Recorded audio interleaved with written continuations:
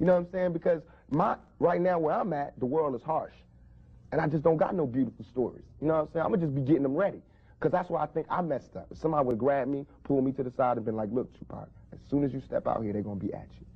If somebody would have explained it to me, I wouldn't have took the same mistakes. But I made those mistakes. Now it's my job to stop somebody else from making those same mistakes. To lay it out. To lay out the real map on the world and how it is. And how it is for Shakur is trouble. It's continuing to mount. He was just thrown off a concert tour for allegedly inciting a riot. Shakur claims his actions are just misunderstood.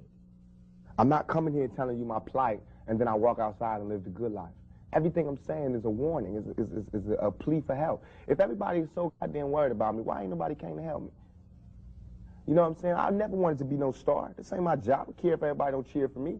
You know what I'm saying? If you're not cheering for me for what I'm doing, don't cheer for me. Don't cheer because you think I'm cute. You know what I'm saying? Screw that. Cheer for me for what I'm doing, for what I stand for. And when I go to jail, you should cheer louder. You know what I'm saying? Because I'm standing up for what I do. I'm not robbing nobody, not stealing from nobody. I never took nothing. Everything I do to represent my people. I do because I think this is what they want me to do. Shakur says all the attention given to his mishaps are one-sided. All right, this is all I want to say. For all them people that doubt me, I had no record all my life. Okay? No record, no police record, until I made a record.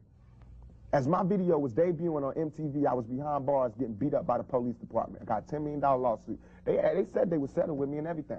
You know what I'm saying? But nobody cared about that. That wasn't blew up all in the news. They didn't see me. They did not see me on TV with my eye busted, my head busted. There's pictures of those. In Oakland, yes, in Oakland. You don't see them pictures. You see pictures of Tupac coming out of jail in cuffs.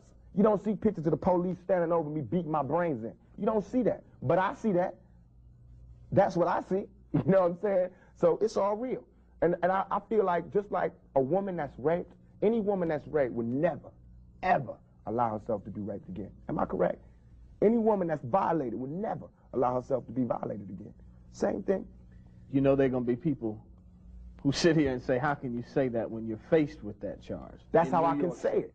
We got people in my own community that will get me. Why? Because I got it. Now this girl, who I can't say her name, but if I was to say her name, 1,000 niggas all over the world would go, I put this on everything I love, on everything I love. When I was in Atlanta, I was pulled over at a gas station. Some dudes from New York pulled over next to me and told me the girl's name. They said, I know the girl that did it. They told me her name and where she's from, say she's scandalous. I can't go on TV talking about this girl is because that's what they want me to do. They want me to get on TV and talk about my black sister is a hoe and she's a bitch and she's a money grubber. I ain't fit to say that. I don't have to do that to show that I'm innocent. You know what I'm saying? I'm not guilty. People should look me in my eyes. They should look me in my eyes. And anybody that thinks I committed that rape should go get Brenda's Got a Baby and keep your head up and listen. It was hard to imagine that you would do that. It shouldn't be nothing it should not even be to me. I have no patience for anybody that doubts me. None at all. It's too hard out here. You know what I'm saying? If my people don't stand up for me, who is? I understand these white folks looking at me like that because they don't know me. They didn't hear keep your head up. That ain't no fluke. You know, keep your head up ain't no goddamn come up. I didn't do that to be smiling in my face to say, oh, he's cool. I did that from my heart. So that if they do try to put a rape charge on me, my sisters could say he ain't about that. Now, if my sisters can't say that, you won't hear another keep your head up out my mouth.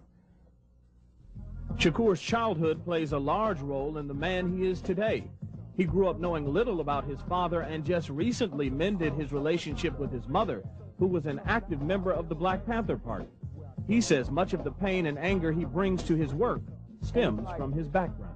Have you ever seen, what would a Vietnam vet be like without a sergeant, without any backup, without any other soldiers, nobody but a Vietnam vet in Vietnam? When he came home, how would he be?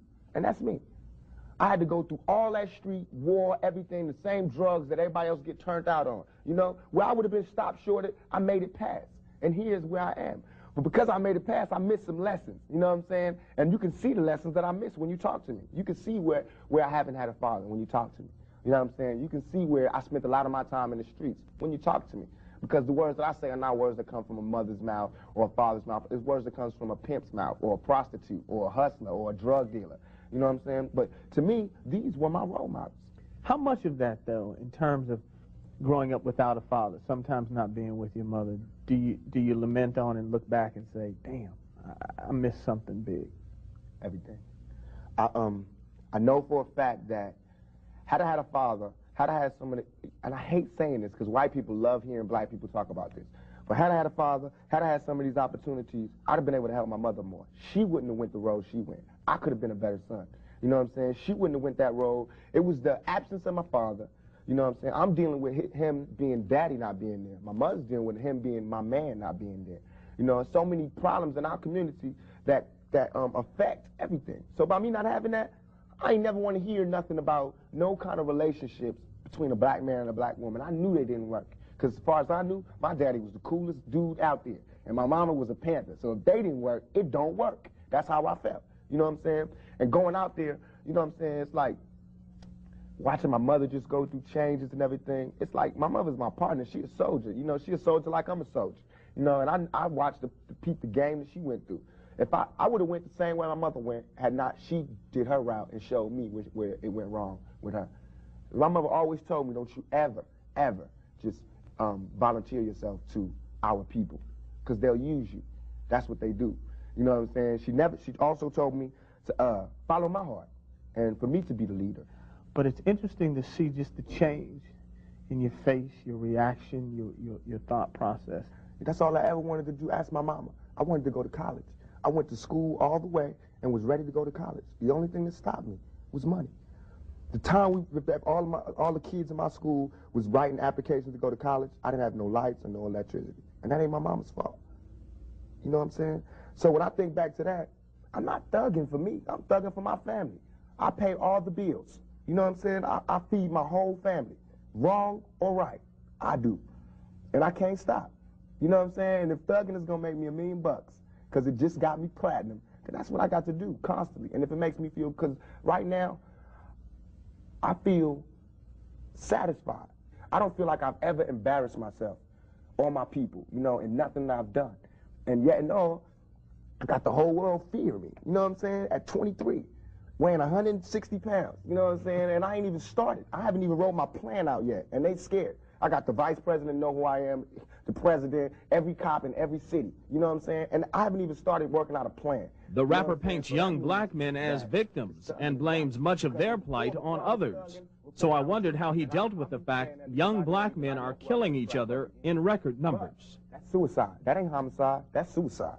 We killing each other because we killing ourselves. We not, when another man, I know, I've been in a position, it's out of our control. It's not like he wants to kill. He just doesn't want to die. You know what I'm saying? It's that situation when you got, we are living in a war zone. It's not as easy as these people are making us think, that they just got some criminal-ass black kids with guns. It is not like that. We live in hell. We live in the gutter. We got us stacked up 80 deep in one building. You know, by the time you get out your house, you strapped to protect yourself. Because you living in the same community that the police is carrying rifles and riot gear. Same, they need them riot, excuse my language, I'm so sorry. The same reasons they need the riot hat, the riot jacket, the flak jacket, the double vest, the 9mm Glocks with extra bullets, the tear gas, the mace, all that. Who do you think the police is using that against? Dogs? Niggas. So we fighting the same villains that they fight in the street. But instead of them seeing us fighting villains in the street, we all villains. Is your generation the one that is picking up for where the Panthers left off, saying, all right, enough is enough? The generation before us forgot about the fight. We're picking it back up. Not only forgot about the fight, forgot about us. Yes, and we're picking it back up. But at this level, all we're trying to do is unite. And right now, as a year, we got 1 million people that's listening. Now we can tell them something. Now we can try to get them that way, and we might lose some. We might gain some, but we would never even have that audience had we not said what was real. You know what I'm saying? And the main thing for us to remember is that the same crime element that white people are scared of, black people are scared of.